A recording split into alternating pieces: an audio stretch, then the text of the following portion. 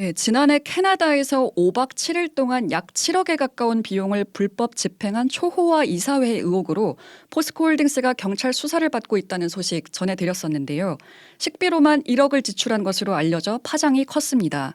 경찰은 최종우 포스코홀딩스 회장 등 사내외 이사 16명을 업무상 배임 등 혐의로 입건해 수사 중인데요. 이미 몇 년 전 중국에서도 초호화 이사회가 열렸다는 사실을 저희 CBS가 오늘 단독으로 취재해 보도했습니다. 이 사건 보도한 사회부 김정록 기자 스튜디오에 나와 있습니다. 안녕하세요. 네, 안녕하세요. 네, 포스코홀딩스 이사회가 캐나다 이전에 중국으로 초호화 이사회를 다녀온 적이 있다는 사실 오늘 보도하셨잖아요.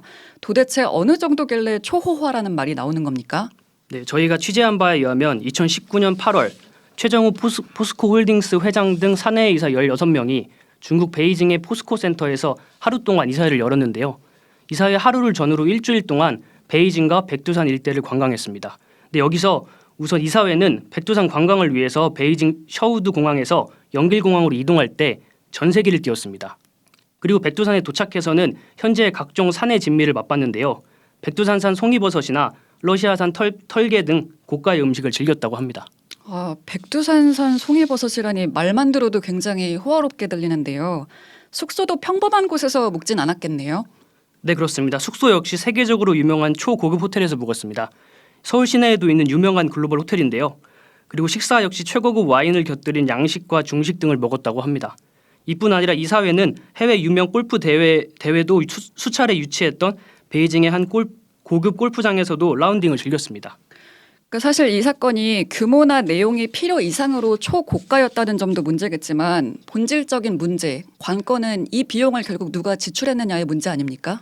네, 맞습니다. 포스코 사규에 따르면 이런 이사회 비용은 포스코 홀딩스에서 지불을 해야 되는데요. 2019년 중국 이사회 일정에는 총 7억 원에서 약 8억 원 정도가 들어간 것으로 파악이 됐습니다. 그러니까 1인당 하루에 약 700만 원씩 5천만 원 가까운 경비가 들었던 건데요. 그런데 여기서 중국과 백두산 관광 비용 등 상당 부분을 자회사인 포스코 차이나가 부담한 것으로 취재 결과 확인됐습니다. 골프비와 캐디비, 골프 의류 등에 쓰인 돈도 자회사인 포스코에서 됐다고 하고요. 한 가지 공교로운 점은 이 이사회가 열린 시기가 최 회장이 연임 의사를 밝히기 딱 1년 전입니다. 이사회 개최 이후 사회이사로 구성된 CEO 후보 추천위원회는 최 회장의 연임을 결정했는데요. 이런 초호화 이사회 개최가 결국 최 회장의 연임에도 영향을 준 거 아니냐, 이런 분석도 하고 있습니다. 지금 말씀하시는 내용을 들으니까 지금 경찰이 수사 중인 그 작년 캐나다 해외 이사회 건이랑 상당히 흡사하게 들리는데요. 네, 지금 경찰은 포스코홀딩스 이사회가 지난해 8월 캐나다 밴쿠버에서 초호화 해외 이사회를 진행했다는 의혹에 대해서 수사 중인데요. 초호화인 것부터 비용을 자회사가 부담한 것까지 2019년 저희가 보도한 중국 초호화 이사회랑 좀 판박이인 모습입니다. 당시에도 이사회는 전세계를 타고 이동하거나 전세 헬기를 띄워서 관광을 했고요. 식대와 골프 비용 등으로 총 6억 8천만 원가량을 썼다고 합니다. 또 이 비용도 역시 자회사인 포스코와 포스칸이 나눠서 집행했다고 하고요. 이런 초호화 해외 이사회가 한 번의 일탈이 아닌 그간의 관행이었던 거 아니냐, 이런 의구심이 제기되기도 합니다. 한 번의 일탈이 아니라 관행이다. 그러니까 그 부분이 이 사건이 원래 일선경찰서인 수서경찰서 담당이었는데 서울경찰청으로 이첩된다는 것도 무관하지 않겠네요. 네, 그렇습니다. 처음에는 서울중앙지검이 이 고발장을 접수했는데 서울수서경찰서로 사건을 이첩했습니다. 그런데 오늘 서울경찰청 고위 관계자는 수서서에서 서울청 금융범죄수사대에 이첩할 것을 검토 중이라고 밝혔는데요.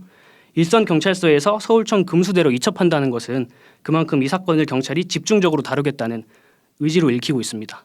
또 경찰은 앞서 고발된 캐나다 해외 이사회뿐 아니라 저희가 이번에 단독 보도로 알려진 중국 이사회 건에 대해서도 검토해볼 것으로 보입니다. 그러니까 이런 연이은 의혹들과 관련해서 그러면 포스코홀딩스 측이 이제 내놓은 반응이 있나요? 네, 포스코 그룹 차기 회장 선출 과정을 담당하고 있는 포스코홀딩스 CEO 후보 추천위원회는 작년 8월 캐나다에서 개최된 포스코홀딩스 해외 이사회 중 비용이 과다하게 사용됐다는 최근 언론의 비판에 대해서 심심한 유감을 표명한다, 이렇게 밝혔는데요. 그러면서도 범정부적인 외압 의혹을 제기했습니다. 이게 무슨 말이냐면 포스코 그룹이 지금 새 회장을 선출하고 있는 절차를 밟고 있는데요.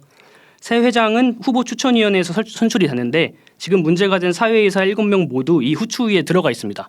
그러니까 이 후추위원들을 흔들어서 포스코 회장 선출에 압력을 넣거나 변수를 만들려는 거 아니냐 뭐 이런 얘기입니다. 그러니까 김 기자도 잘 아시다시피 포스코는 우리나라가 1960년대 경제개발 5개년 차원에서 그 포항제철소를 설립한 것이 모태가 된 회사잖아요. 그러니까 지금은 민간 기업이 됐지만 국민연금이 여전히 포스코의 모기업 포스코 홀딩스의 대주주란 점에서 단순한 민간 기업으로 볼 수는 없는 거고요. 그러니까 이런 점에서 볼 때 말씀하신 것처럼 최 회장의 초호화 해외 이사회 개최는 분명 문제의 소지가 다분해 보입니다. 그 내부적으로는 새로운 회장 선거와도 연관됐다는 점에서 앞으로의 양상이 더 복잡하게 전개될 수도 있겠네요. 김 기자 끝까지 취재 부탁합니다.